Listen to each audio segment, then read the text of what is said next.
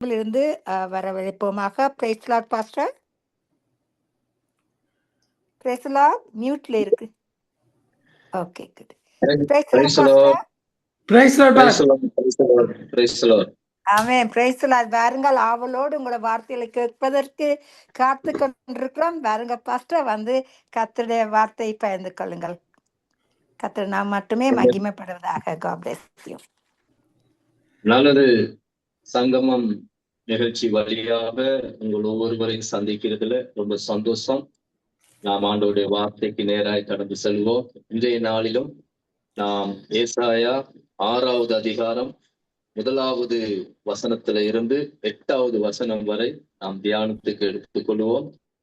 ஏசாயா 6வது அதிகாரம் 1வது வசனத்திலிருந்து 8வது வசனம் வரை. உசியா ராஜா மரணமடைந்த வருஷத்தில் ஆண்டவர் உயரமும் உன்னதமுமான சிங்காசனத்தின் மேல் வீட்டிருக்க கண்டேன். அவருடைய வஸ்திரத்தின் தொங்கலால் தேவாலயம் நிறைந்திருந்தது. சேராபீன்கள் அவருக்கு மேலாக நின்றார்கள். அவர்கள் ஒவ்வொருவனுக்கும் அவ்வாறு செட்டைகள் இருந்தது. அவன் 2 செட்டைகளால் தன் முகத்தை மூடி, 2 செட்டைகளால் தன் கால்களை மூடி, 2 செட்டைகளால் பறந்து ஒருவரை ஒருவர் நோக்கி, சேனைகளின் கர்த்தர் பரிசுத்தர், பரிசுத்தர், பரிசுத்தர், பூமி அனைத்தும் அவருடைய மகிமையால் நிறைந்திருக்கிறது என்று கூப்பிட்டு சொன்னார்கள். கூப்பிடுவர்களுடைய சத்தத்தால் வாசல்கள் நிலைகள் அசைந்து ஆலயம் புகையினால் நிறைந்தது. அப்பொழுது நான், ஐயோ அதமானே, நான் அசுத்த உடலுள்ள மனுஷன், அசுத்த ஜனங்களின் நடுவில் வாசமாயிருக்கிற சேனைகளின் கர்த்தராகிய ராஜாவை என் கண்கள் கண்டதே என்று. அப்பொழுது சேராபீன்களில் ஒருவன் பலிபீடத்திலிருந்து தன் கைகள் பிடித்த குரட்டால் ஒரு நெருப்பு தழலை எடுத்து என்னிடத்துல பறந்து வந்து, அதனால் என் வாயை தொட்டு, இதோ இது உன் உதடுகளை தொட்டதினால் உன் அக்கிரமம் நீங்கி உன் பாவம் நிவர்த்தியானது என்றான். பின்பு யாரை நான் அனுப்புவேன், யார் நமது காரியமாய் போவான் என்று உரைக்கிற ஆண்டவருடைய சத்தத்தை கேட்டேன். அதற்கு நான், இதோ அடியேன் இருக்கிறேன், என்னை அனுப்பும் என்றேன். நாம் எல்லாருக்கும் தெரிந்த ஒரு வேத பகுதி. ஏசாயா 6வது அதிகாரம் 1லிருந்து 8 வசனங்கள் வரை நாம அதிகம் தியானித்திருக்கிறோம். நிறைய அந்த பகுதிகளிலிருந்து செய்திகளை கேட்டிருக்கிறோம். இன்றைய நாளிலும் கர்த்தருடைய வார்த்தையை நாம் ஒரு ஆவியானவர் நம்மளை நடத்துகிற அந்த கோணத்துக்கு நேராக நாம் நம்முடைய செவிகளை திருப்பிக் கொள்வோம். கவனிங்க, இந்த பகுதியில இருந்து நான் உங்களுக்கு சொல்ல வருகிற செய்தியின் தலைப்பு என்னவென்றால், 3 வகையான பார்வை ஒரு ஆண்டவருடைய பிள்ளைக்கு அல்லது ஒரு ஊழியக்காரனுக்கு, தேவனுடைய ஜனங்கள் என்று சொல்லுகிறவர்களுக்கு ஒரு 3 வகையான இந்த 3 பார்வை இருந்தால் அவர்கள் எந்த சூழ்நிலையிலும் அசைக்கப்படாத ஒரு வெற்றி உள்ள ஒரு ஜீவியம் அவர்களால ஜீவிக்க முடியும். 3 வகையான பார்வை. இந்த கோணத்துல நாம் இந்த வார்த்தையை நாம தியானிக்கலாம். முதலாவது, நான் நிறைய சொல்ல வேண்டி இருக்கிறதுனால மிக வேகமாய் நாம கடந்து செல்லலாம். முதலாவது பார்வை பாருங்க, மேல் நோக்கி பார்ப்பது. ஏசாயா 6வது அதிகாரம் 1வது வசனத்தை பாருங்க. வசனம் சொல்லுகிறது, உசியா ராஜா மரணமடைந்த வருஷத்துல ஏசாயா வானத்தை நோக்கி பார்க்கிறார். அப்பொழுது அவருக்கு ஒரு பெரிய தரிசனம் காணக்கூடியதாக இருந்தது. நல்லா கவனித்து பார்த்தீங்கன்னு சொன்னார். எனக்கு பிரியமான தேவனுடைய ஜனமே, நாம் மேல் நோக்கி பார்க்க அழைக்கப்பட்டிருக்கிறோம். எந்த சூழ்நிலையிலும் நாம் மேல் நோக்கி பார்க்க கற்றுக்கொள்ள வேண்டும். இந்த இடத்துல இந்த ஜனங்கள் எல்லாரும் உசியா ராஜாவின் மேல ஒரு பெரிய நம்பிக்கை இருந்தது. உசியா ராஜா அவருடைய ஆட்சி காலத்துல சகலரையும் பொதுவாய் நேசித்தது. அவருடைய ஆட்சி காலத்துல யுத்தம் இல்லாது, அவருடைய ஆட்சி காலத்துல பஞ்சம் இல்லாது, அவருடைய ஆட்சி காலத்துல எல்லா மக்களுக்கும் சமமாக சகல கிடைக்கக்கூடிய ஒரு சமாதானமாய் வாழக்கூடிய ஒரு சூழல் உருவாகி இருந்தது. அப்படி அவர்கள் வாழ்ந்து கொண்டிருக்கிற நேரம் சடுதியாக இந்த உசியா ராஜா மரித்து விடுகிறார். உசியா ராஜா மரித்து விட்ட உடனே இந்த ஜனங்களுடைய இருதயமெல்லாம் உடைந்து போகிறது. சோர்ந்து போனார்கள், அதைரியப்பட்டார்கள். என்ன செய்கிறது என்று தெரியல. இதுக்கு பின்பதாக ஒரு இருண்ட காலம் வரப்போகுதோ என்று பயந்தார்கள். என்ன மாதிரி நம்முடைய நாட்கள் முடிவடைய போகிறதோ, நம்முடைய பிள்ளைகளுடைய எதிர்காலம் எப்படி இருக்க போகிறதோ என்று சொல்லி ஒரு பயத்தோடு நடுக்கத்தோடு இருந்தார்கள். இனி வருகிற ராஜா, இந்த உசியா ராஜாவை போல நம்ம சரியாக சகலதும் தந்து நம்மளை நேசித்து ஆதரித்து நடத்துவாரோங்கிற பெரிய கேள்விக்குறியோடு கூட அவர்கள் அந்த இழப்பை தாங்க முடியாமல் அந்த இழப்பை குறித்து யோசித்துக் கொண்டு துக்கித்துக் கொண்டு அவர்கள் என்ன செய்கிறார்கள்? மனம் உடைந்து போயிருக்கிறார்கள். அப்பொழுதுதான் அந்த கூட்டத்துல ஒரு மனுஷன், அவர் பேர் ஏசாயா, அவர் தன் கண்களை வானத்துக்கு நேரா ஏறெடுத்த பொழுது ஆண்டவருடைய தரிசனத்தை அவர் பார்க்கிறார். நான் இதுல இருந்து என்ன உங்களுக்கு சொல்ல வருகிறேன் என்றால், நல்லா கவனிங்க. எந்த சின்ன பிரச்சனையா இருந்தாலும் பெரிய பிரச்சனையா இருந்தாலும் நாம் நம்முடைய வாழ்க்கையில வானத்தை நோக்கி பார்க்க பழக வேண்டும். இந்த இடத்துல அவர்கள் சூழ்நிலைகளை அந்த அந்த வரப்போகிற காரியங்கள் எல்லாம் அவர்கள் யோசித்துக் கொண்டு அதை குறித்தே சிந்தித்துக் கொண்டு அதை குறித்தே அவர்கள் துக்கித்துக் கொண்டிருந்த இந்த நேரத்துலதான் ஏசாயாவுடைய கண்களை அவன் வானத்துக்கு நேராக ஏறெடுக்கிறான். அப்படி வானத்துக்கு நேராக ஏறெடுத்த பொழுது அவனுக்கு ஒரு பெரிய தரிசனம் கிடைக்கிறது. அந்த தரிசனத்தை பாருங்க. அந்த தரிசனத்துல ஆண்டவர் பேசுகிறார். எப்படி பேசுகிறார்?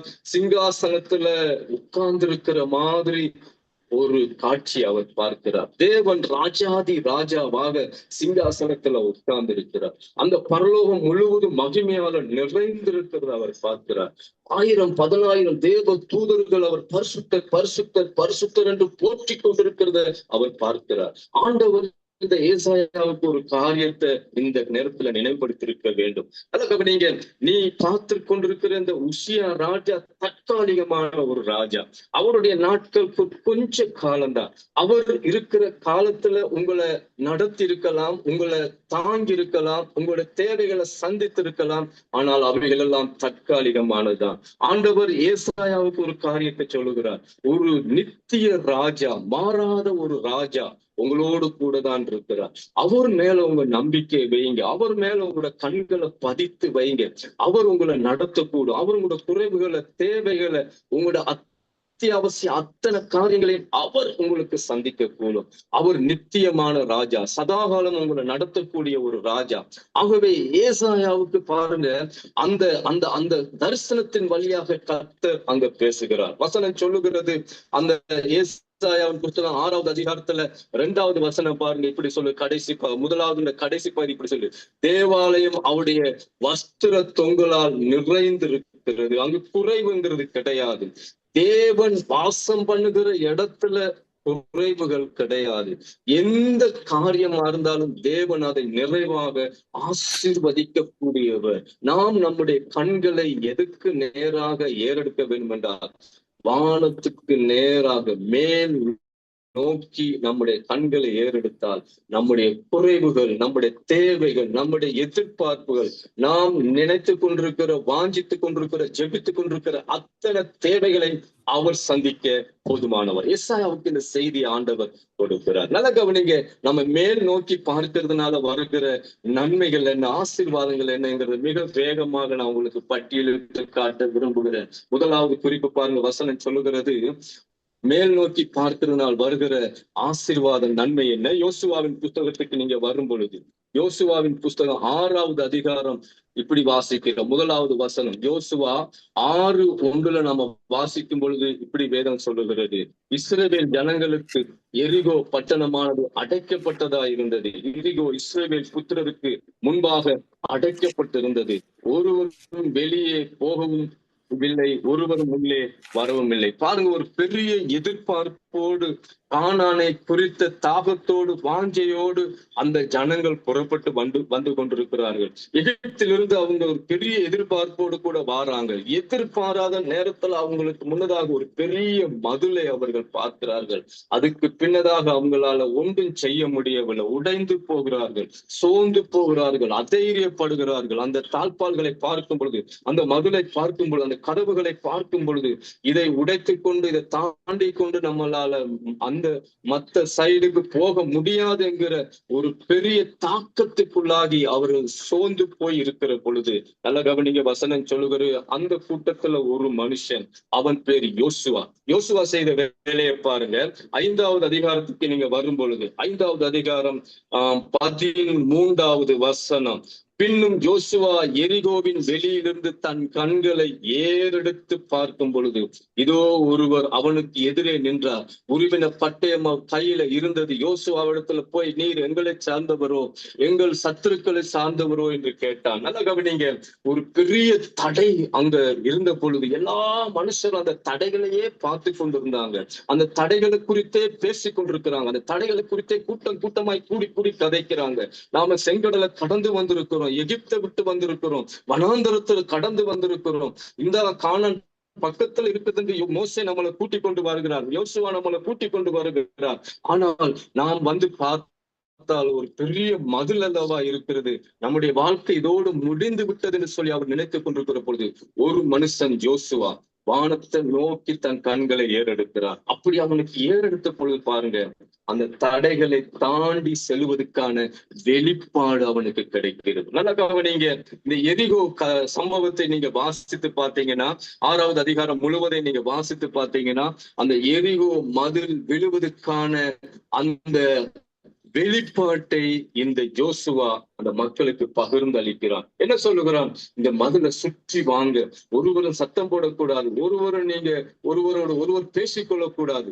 இந்த மாதிரி இந்த மதிலை சுற்றி சுற்றி வரும்பொழுது 7வது நாள் இந்த மதில் இடிந்து விடும். நாம் எக்காலம் ஊதும் பொழுது இந்த மதிலை தாண்டி வழியை தேவன் உண்டாக்கி விடுவார். நான் இதுல உங்களுக்கு என்ன சொல்ல வருகிறேன், என்ன தடைகளா இருந்தாலும் அந்த அந்த அந்த தடைகளுக்கு மத்தியில நாம் வானத்தை நோக்கி பார்க்க பழகுவோமா இருந்தால், வேதம் சொல்லுகிறது அந்த தடைகளை தாண்டி செல்வதற்கான வெளிப்பாட்டை தேவன் உங்களுக்கு தருவார். அன்றைக்கு யோசுவாவுக்கு தேவன் இந்த எரிகோ மதிலை தாண்டி செல்வதற்கான ஒரு வெளிப்பாட்டை கொடுத்தது போல, இன்றைக்கும் உங்களோட வாழ்க்கையில, உங்களோட குடும்பத்துல, உங்களோட வேலைத்தளத்துல, நீங்க பயணிக்கிற இடத்துல, ஊழியம் செய்கிற இடத்துல எந்த சூழ்நிலை தடைகளை காண்கிறீர்களா? தடைகள் உங்களுக்கு எதிராய் மதிலை போல எழும்பி நிற்கிறதா? நான் உங்களுக்கு சொல்லக்கூடிய ஒரு ஆலோசனை என்னவென்றால், உங்க கண்களை வானத்துக்கு நேரா ஏறிடுங்க. அந்த தடைகளை தாண்டி செல்வதற்கான வழிகளை அல்லது தடைகளை தாண்டி செல்வதற்கான வெளிப்பாட்டை கர்த்தர் உங்களுக்கு தருவார். மிக வேகமாய் கடந்து செல்வோம். இன்னொரு சம்பவத்தை பாருங்க. வசனம் சொல்லுகிறது, கண்களை ஏறெடுத்து பார்க்கிறதுனால், மேல் நோக்கி பார்க்கிறதுனால் நமக்கு வருகிற ஆசீர்வாதம் என்ன? சங்கீதம் 34:5 இப்படி வாசிக்கிறேன். சங்கீதம் 34:5, அவர்கள் அவரை நோக்கி பார்த்து பிரகாசம் அடைந்தார்கள். அவர்கள் அவரை நோக்கி பார்த்து பிரகாசம் அடைந்தார்கள். அவர்கள் அவரை நோக்கி பார்த்து பிரகாசம் அடைந்தார்கள். அவருடைய முகங்கள் வெட்கப்படவில்லை. நல்ல கவனிங்க, நோக்கி பார்க்கிறவர்கள் ஒரு நாளும் வெட்கப்படுவது இல்லை. நான் உங்களுக்கு மறுபடியும் சொல்லுகிறேன், எந்த இடத்துல நீங்க அவமானப்படுத்தப்பட்டிருக்கலாம், எந்த இடத்துல நீங்க குறுகி போய் நிற்கலாம், தலை குனிந்து வாழ்ந்து கொண்டிருக்கலாம், ஆண்டவர் உடைய வார்த்தையிலிருந்து நான் உங்களுக்கு சொல்லக்கூடிய ஆலோசனை, அவரை நோக்கி பாருங்க, உங்களுடைய முகங்கள் வெட்கப்படுவதில்லை. அவரை நோக்கி பாருங்க, உங்களுடைய தலைகள் குனிவதில்லை. அவரை நோக்கி பாருங்க, எந்த இடத்துல நீங்க தலை குனிதீர்களோ அந்த இடத்துல கர்த்தர் உங்களுடைய தலையை நிமிர பண்ணுவார். நோக்கி பார்த்தவர்கள் தலை நிமிருவார்கள். நோக்கி பார்த்தவருடைய முகங்கள் பிரகாசம் அடையும். நோக்கி பார்க்கிறவர்கள் வெட்கப்பட்டு போவதில்லை. வேதம் சொல்லுகிறது, அவர்கள் வெட்கப்பட்டு போவதில்லை. இன்னொரு காரியத்தை நான் வசனத்துல நான் சொல்ல முடியும். வசனத்தை பாருங்க, சங்கீதம் 25:15 பாருங்க. 25வது அதிகாரம் 15வது வசனம். நோக்கி பார்க்கிறவர்களுக்கு கிடைக்கிற ஆசீர்வாதம், நோக்கி பார்க்கிறவர்களுக்கு கிடைக்கிற ஆசீர்வாதம். 15வது வசனம், என் கண்கள் எப்பொழுதும் கர்த்தரை நோக்கி கொண்டிருக்கிறது, அவரோ என் கால்களை வளைக்கி நீங்களாக்கி விடுகிறார். நீங்க ஆண்டவர் நோக்கி பார்க்க பழகுவீர்கள் என்றால் எந்த சூழ்நிலை காப்பாற்றப்படுவீர்கள்.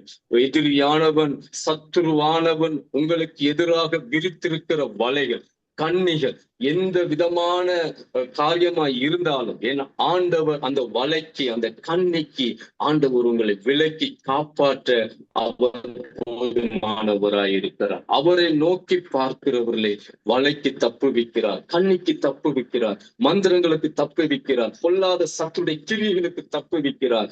சத்துரு எந்த வலைகளை விரித்து உங்களை வீழ்த்தலாம், உங்களை இல்லாம பண்ணலாம் அப்படின்னு என்ன முயற்சி எடுத்தாலும் தேவன் உங்களை தப்புவிக்க அவர் வல்லவராயிருக்கிறார். நீங்க அவரை நோக்கி பார்க்க பழகிட்டீங்கன்னா ஆண்டவர் சத்துருடைய வலைக்கு தப்புவிக்க வல்லவராயிருக்கிறார். அந்நிகளுக்கு தப்புவிக்க வல்லவராயிருக்கிறார். இன்னொரு வசனத்தை நம்ம வாசிப்போம். நாம மிக வேகமாய் போவோம். வசனம் சொல்லுகிறது ஏசாயா 45வது அதிகாரம். ஏசாயா 45வது அதிகாரம் 45 22வது வசனம் பாருங்க. ஏசாயா 45:22. பூமியின் எல்லையெங்கும் உள்ளவர்களே, என்னை நோக்கி பாருங்கள், அப்பொழுது ரட்சிக்கப்படுவீர்கள். நானே தேவன், வேறொருவரும் இல்லை என்றார். நல்ல கவனிங்க, வசனம் சொல்லுகிறது அவரை நோக்கி பார்க்கிறவர்கள் ரட்சிக்கப்படுவார்கள். எந்த ஜனத்தில ஆகிலும், எந்த ஜாதிகளாகிலும், எந்த தேசத்துல இருந்தாலும், பூமியின் எந்த எல்லைகள்ல இருந்து அவரை யாரெல்லாம் நோக்கி பார்க்கிறார்களோ அவர்கள் ரட்சிக்கப்படுவார்கள். எனக்கு பிரியமான தேவனுடைய ஜனமே, நம்முடைய குடும்பத்துல இன்னும் அநேகர் ரட்சிக்கப்படல அப்படின்னு கவலைப்படுறீங்களா? நம்முடைய தேசத்துல இன்னும் அநேகர் ரட்சிக்கப்படல அப்படின்னு கவலைப்படுறீங்களா? வசனம் சொல்லுகிறது அவர் நோக்கி பார்ப்போமானால் வேதம் சொல்லுகிறது அவர்கள் ரட்சிக்கப்படுவார்கள். பூமியின் எல்லை எந்த மூல முடுக்கல இருந்தாலும், எந்த தேசத்துல இருந்தாலும் அவரை நோக்கி பார்க்கிறவர்கள் ரட்சிக்கப்படுவார்கள். இன்னொரு வசனத்தை நம்ம வாசிப்போம் மிக வேகமாக. நாம எபிரேயர் 12வது அதிகாரம். எபிரேயர் 12வது அதிகாரம். நோக்கி பார்க்கிறவர்களுக்கு கிடைக்கிற ஆசீர்வாதங்கள். வசனத்தை பாருங்க. நோக்கி பார்க்கிறவர்கள். ஆகையால் மேகம் போன்ற இத்தனை திரளான சாட்சிகள் நம்மை சூழ்ந்து கொண்டிருக்க, பாரமான யாவத்தை நம்மை சுற்றி நெருங்கி நிற்கிற பாவத்தை தள்ளிவிட்டு விசுவாசத்தை துவக்கிறவரும் முடிக்கிறவருமாக இயேசுவை நோக்கி நமக்கு நியமித்திருக்கிற ஓட்டத்தில் பொறுமையோடு ஓட கடவுள். நல்லா கவனிங்க, நோக்கி பார்க்கிறவர்கள் ஜெயம் பெறுவார்கள், வெற்றி பெறுவார்கள். நம்முடைய வாழ்க்கையில நாம ஒரு நாளும் அவரை நோக்கி பார்த்தவர்கள் தோற்று போனது கிடையாது. வேதாகமத்தின் 11வது அதிகாரம் எபிரேயர் புஸ்தகம் முழுவதை நீங்க வாசித்து பாருங்கள். எத்தனை திரளான சாட்சிகள், எத்தனை திரளான வாழ்க்கை வாழ்ந்து ஆண்டவருடைய நாமத்தை மகிமைப்படுத்தின சாட்சிகளை குறித்து வேதத்துல நம்ம வாசிக்கிறோம். எல்லாரும் வெற்றி பெற்றார்கள், எல்லாரும் ஜெயம் பெற்றார்கள். ஆண்டவருடைய வசனம் சொல்லுகிறது நோக்கி பார்த்தவர்கள் ஜெயம் பெறுவார்கள், நோக்கி பார்த்தவர்கள் தோல்வி அடைவதில்லை. ஆண்டவருடைய சமூகத்துல இருந்து நாம அவருடைய முகத்தை நோக்கி பார்த்து ஓட ஆரம்பிப்போம் என்று சொன்னால் நம்முடைய வாழ்க்கையில ஜெயம் ஜெயம் ஜெயம்தான். நோக்கி பார்த்தவர்கள் தோல்வி அடைவதில்லை, அவரை நோக்கி பார்த்தவர்கள் ஜெயம் பெறுவார்கள். நல்லா கவனிங்க, 2வது நாம பார்வைக்கு போகலாம். வசனம் சொல்லுகிறது நாம் மேல் நோக்கி பார்க்க கற்றுக்கொள்ள வேண்டும். 2வது பார்வையை பாருங்க. நீங்க ஏசாயாவின் புஸ்தகம் பாருங்க. ஏசாயாவின் புஸ்தகம் 6வது அதிகாரம் 5வது வசனத்துல இப்படி நாம வாசிக்கிறோம். ஏசாயா 6வது அதிகாரம் 5வது வசனத்துல இப்படி நாம வாசிக்கிறோம். வசனம் சொல்லுகிறது 5வது வசனம், அப்பொழுது நான் ஐயோ அதமானி, நான் அசுத்த உதடுள்ள மனுஷன், அசுத்த உதடுள்ள ஜனங்களின் நடுவிலே வாசமாய் இருக்கிறவன், சேனைகளின் கர்த்தராகிய ராஜாவை என் கண்கள் கண்டது.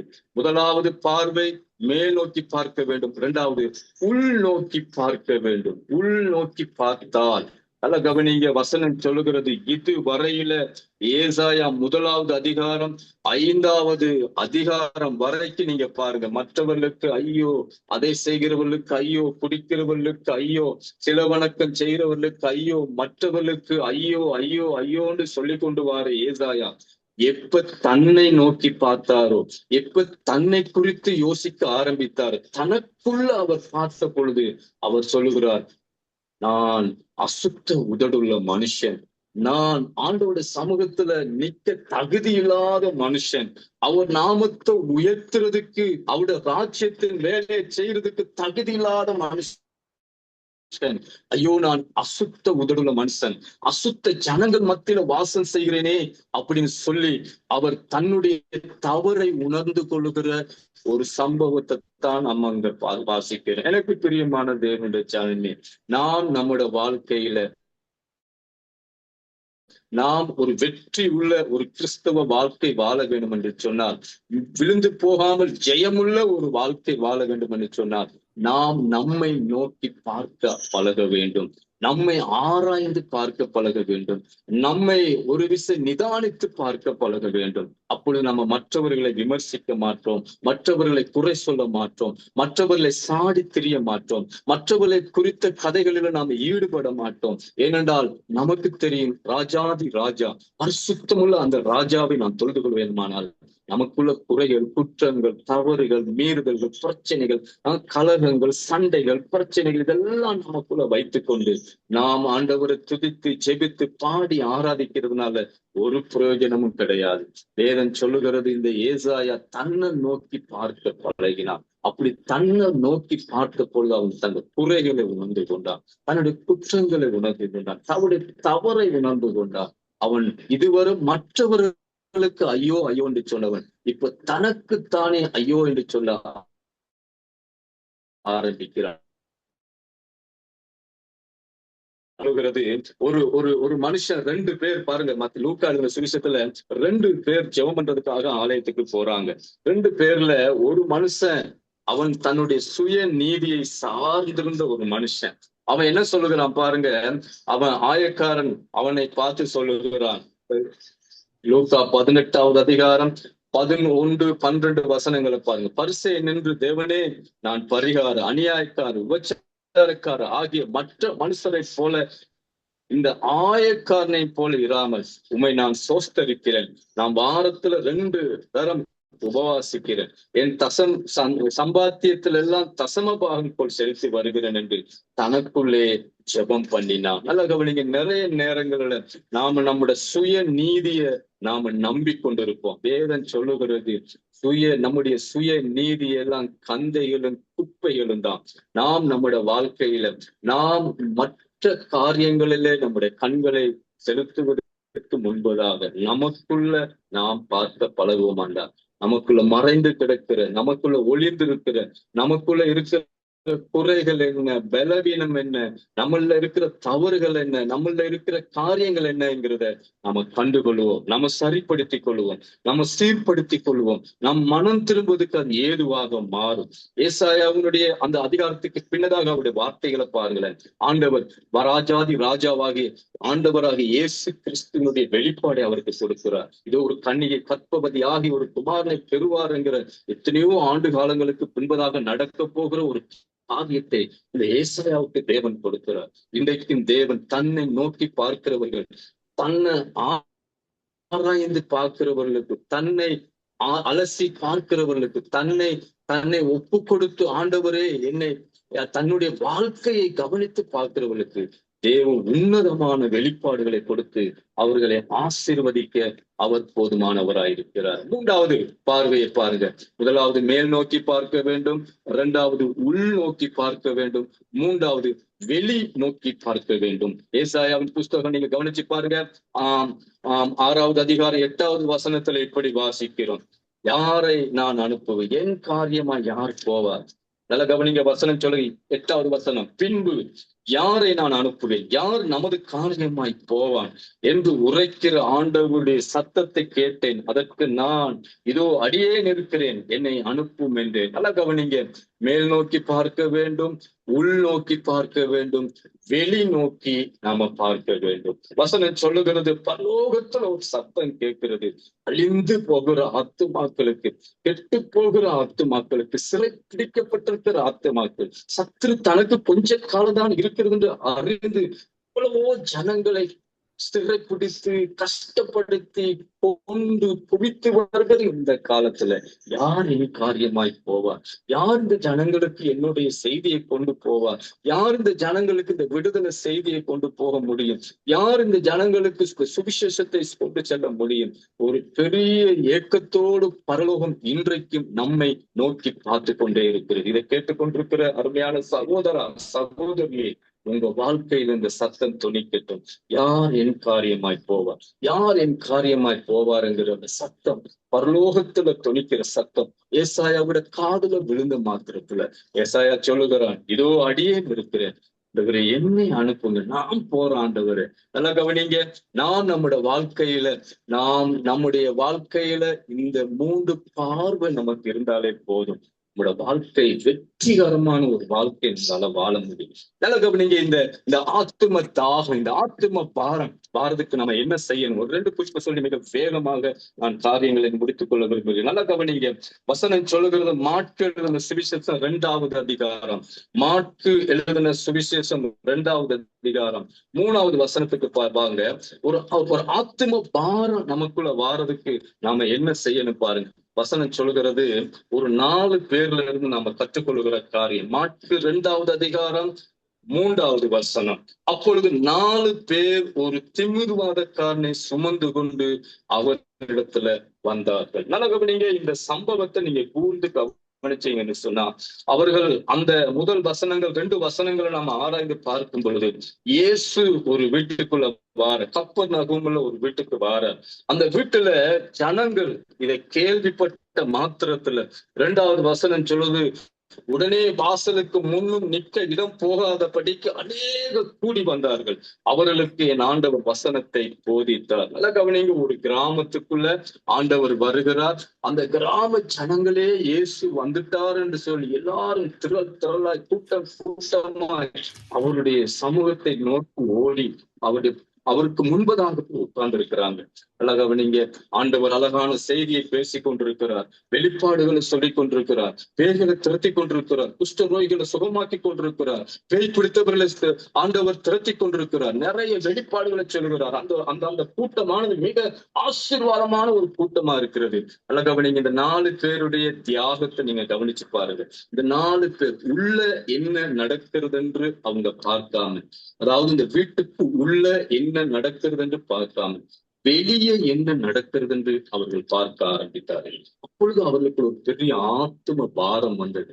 எல்லா மனுஷர்களும் ஆண்டவருடைய சமூகத்தை தேடி வந்து இந்த இடத்துல சுகம் பெறுகிறார்கள், விடுதலையாகிறார்கள், ஆண்டவருடைய வார்த்தையை கேட்கிறார்கள். ஆனால் ஒரு மனுஷன், எழும்ப முடியாம படுக்கையோடு கிடக்கிற ஒரு மனுஷன், அந்த மனுஷனை இந்த இடத்துக்கு கொண்டு வாரதுக்கு அவர்கள் செய்த தியாகம் பாரு. இவங்களுக்கு இந்த அழகான செய்தியை கேட்கறதுக்கு ஆசை இல்லாம இல்லை.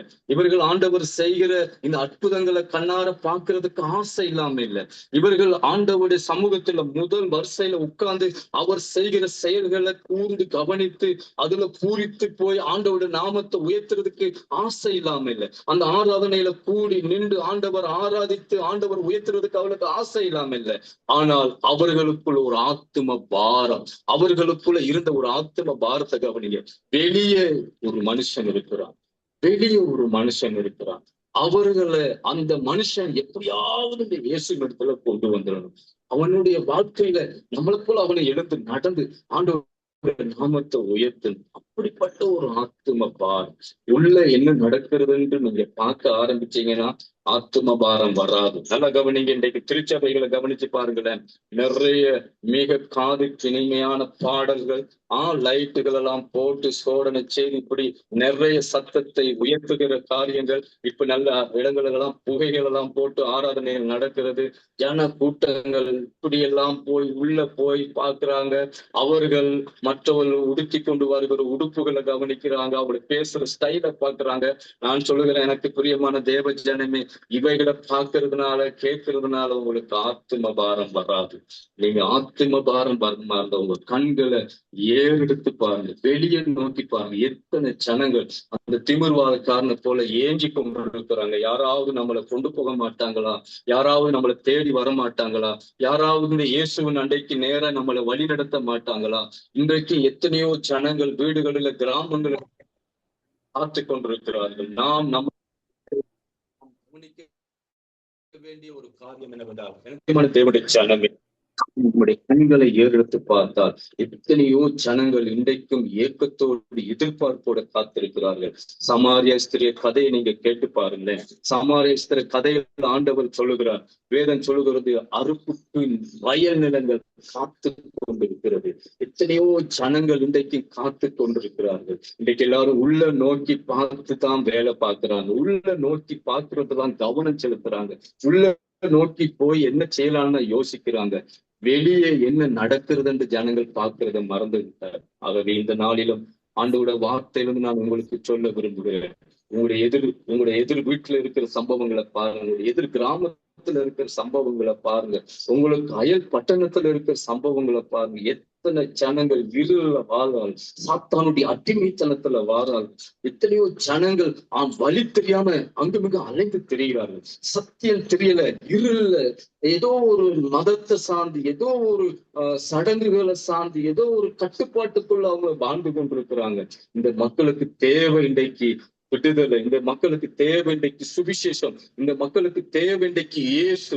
அதுக்கு வழிகாட்டுவதற்கு தேவன் உங்களைத்தான் நம்பி இருக்கிறார். உங்களைத்தான் ஆண்டவர் போகும்படி கட்டளையிடுவார். ஆண்டவர் புறப்பட்டு போங்க, ஒரு இடத்துல கூடி கூடி இருப்பது அல்ல இன்றைக்கு தேவை. இன்றைக்கு தேவை நீங்களும் நானும் எழுந்து புறப்பட்டு போகணும்.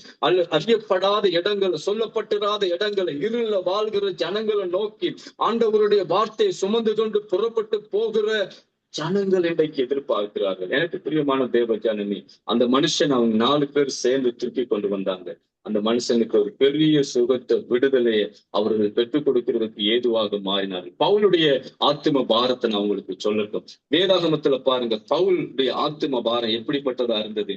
வசனம் சொல்லுகிறது பாருங்க, அப்போஸ்தலர் நடபடிகள் 9வது அதிகாரத்துக்கு நீங்க வரும் பொழுது, அப்போஸ்தலர் 9வது அதிகாரம் 17வது வசனத்துல இருந்து 23வது வசனம் வரைக்கும் நீங்க பாருங்களேன். அப்போஸ்தலர் 9:17 இருந்து 13வது வசனம் வரை. இப்ப பாருங்க, பவுல் அப்போஸ்தலன் ரட்சிக்கப்பட்ட புதுசு, இப்பதான் கடவுளை அறிஞ்சு கொள்ளுகிறார், இப்பதான் தேவன் அவர் சந்தித்தார். வசனம் சொல்லுகிறது, அவருடைய ஆத்தும பாரம் எப்படி இருந்ததா, மற்றவர்கள் எதிரிகள் அவனை கொலை செய்கிற அளவுக்கு அவன் ஒரு ஆவிக்குரிய தாக்கத்தை ஏற்படுத்தி விட்டான். வசனத்தை பாருங்க, 23வது வசனம். வேதம் சொல்லுகிறது, அநேக நாள் சென்ற பின்பு யூதர்கள் அவனை கொலை செய்யும்படி ஆலோசனை பண்ணினார்கள். ஆண்டவருடைய வார்த்தையை முழு பட்டணத்துக்கும் அறிவித்து விட்டான். ஒரு நிமிஷத்தை அவன் தவற விடல, ஒரு நாளை அவன் தவற விடல. இன்றைக்குத்தான் இயேசுவை அறிந்து கொண்டான், இன்றைக்குத்தான் ஆண்டவரை அபிஷேகத்தை பெற்றுக்கொண்டான், இன்றைக்குத்தான் ஆண்டவரை சந்தித்தான். எழுந்து தேசத்துல தாமதமின்றி ஒரு ஆவிக்குரிய தாக்கத்தை அவன் ஏற்படுத்தி கொண்டான். எனக்கு பிரியமான தேவ ஜனமே, இன்றைக்கு நம்முடைய ஆத்தும பாரம், ஆத்தும ஆதாயம் எப்படி இருக்கிறது? எதிரிகள் நம்மளை கொலை செய்ய தேடுகிறார்கள். கொலை செய்ய தேடுகிற அளவுக்கு நாம ஒரு ஆத்தும ஆதாயம் செய்கிறோமா? கொஞ்சம் யோசித்து பாருங்க. பவுலுடைய ஆத்தும பாரம் அப்படி இருந்தது. இன்னொரு வசனத்தை நான் சொல்லி முடிக்கிறேன். வசனம் சொல்லுகிற பாருங்க, 2 கொரிந்தியர் புஸ்தகம், அவருடைய வாஞ்சைய பாருங்க, அவருடைய பாரத்தை பாருங்க, அவருடைய உள்ளான மனுஷன்ல கிடக்கிற அந்த தாகத்தை பாருங்க. 2 கொரிந்தியர் 12வது அதிகாரம் 15வது வசனம். 2 கொரிந்தியர் 12:15. ஆதலால் நான் உங்களில் எவ்வளவு அதிகமாய் அன்பு கூறுகிறேனோ அவ்வளவு குறைவாய் உங்களால் அன்பு கூறப்பட்டிருந்தால் மிகவும் சந்தோஷமாய் நான் உங்கள் ஆத்துமாக்களுக்காக செலவு பண்ணப்படவும் நான் விருப்பமாயிருக்கிறேன். பவுலுடைய ஆத்தும பாரம் பாருங்க, எனக்கிட்ட இருக்கிறது, எனக்கிட்ட உண்டானது எல்லாம் ஆத்துமாக்களுக்கு நாங்கள் கொடுக்க ஆயத்தம். அதோடு அவர் நின்றல, என்னையே தானமாக பலியாக இந்த ஆத்துமாக்களுக்காக நான் என்னைய கொடுக்கறதுக்கு நான் ஆயத்தமா இருக்கிறேன். அப்படிப்பட்ட ஒரு ஆத்தும பாரம் நம்மளை கவ்வி பிடிக்க வேண்டும். காட்டு தீயை போல பரவி போகிற அந்த ஆத்தும பாரம் கொஞ்சமும் தாமதிக்காமல் எழுந்து புறப்பட்டு தேசம் முழுவதை கலக்கி விடுகிற, தேசத்துல ஒரு ஆவிக்குரிய தாக்கத்தை ஏற்படுத்தக்கூடிய, தான் தங்கியிருக்கிற பட்டணத்துல, தான் தங்கியிருக்கிற கிராமத்துல ஒரு ஆவிக்குரிய தாக்கத்தை ஏற்படுத்தக்கூடிய ஒரு ஆத்தும பாரம் காண்கிறவர்களெல்லாம் சொல்லுகிறான். எங்க போனாலும் இயேசுடைய சொல்லுகிறதுக்கு நாம வெட்கப்படவே கூடாது. பாருங்களேன், இன்றைக்கு நம்ம ஒரு அழகான சாரி எடுத்துட்டா அந்த சாரியை பற்றி நம்ம மற்றவர்கள் பேசுகிறோம் இல்லையா? கோல் எடுத்து நம்ம மற்றவடைக்கு போங்க, லாபத்துக்கு அதை வாங்கிடலாம். ஒரு நல்ல ஹோட்டல்ல சாப்பிட்டா நம்ம மற்றவங்களை பகிர்ந்து கொள்றோம் இல்லையா? இந்த சாப்பாடு ரொம்ப நல்ல சாப்பாடு, இந்த ஹோட்டல்ல போய் இதை பாருங்க, வாங்குங்கன்னு சொல்லி. அதே போல ஆண்டவர் ருசிச்ச நீங்க, ஆண்டவருடைய அந்த ருசிச்ச நீங்க ஆண்டவரை பற்றி ஏன் மற்றவர்களுக்கு சொல்ல முடியாது?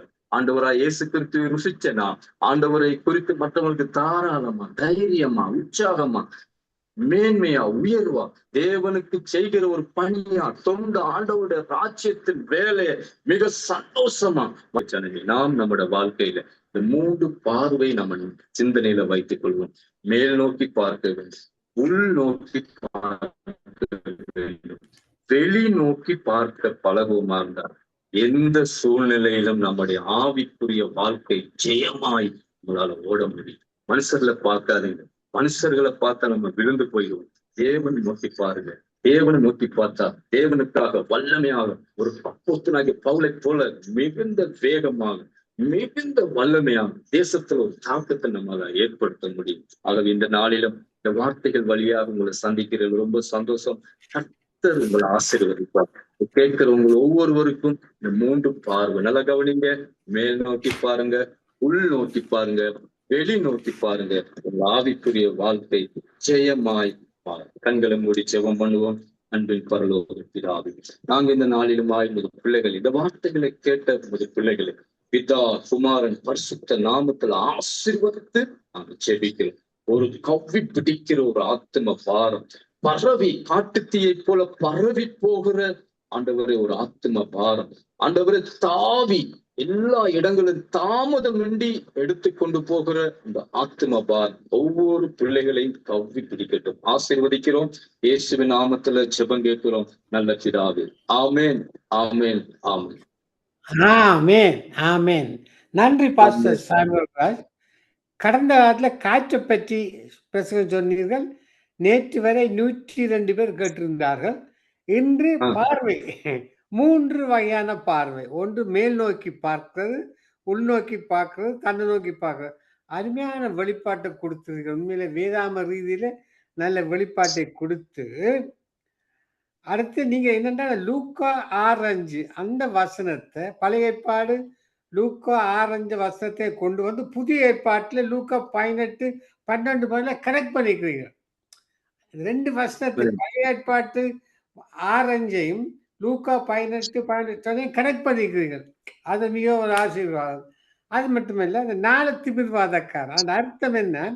இந்த வியாதியா இருக்கிறவங்க சபையிலுக்கு கொண்டு வர வேணும், தூக்கி சுமந்து கொண்டு வரணும். இன்றைக்கு கார் வச்சு ஏற்ற மாட்டான், கார் ஊற்றி அப்போம் பழுதாப்போம். அப்ப அதே மாதிரி நாங்கள் அந்த வியாதிஸ்காரர் ஆண்டவர் அறுத மக்களை சபையிலுக்கு கொண்டு வரணும். ஆத்மா பாரம் உங்களுக்கு வேணும். இந்த ஆத்மா பாரம் குறைஞ்சிட்டே பாச. ஆத்மா பாரம் இருந்தால் தான் நாங்கள் கடவுளுக்கு ஊழியம் செய்யலாம். அருமையான பவுலுடைய ஆத்மா பாரத்தை 2 குறைந்த பயணம் வந்து மிக மிக ஆசீர்வாதமா இருந்த பாச. இப்போ உங்களுக்கு அதிகார நேரம் 7:30 மணி.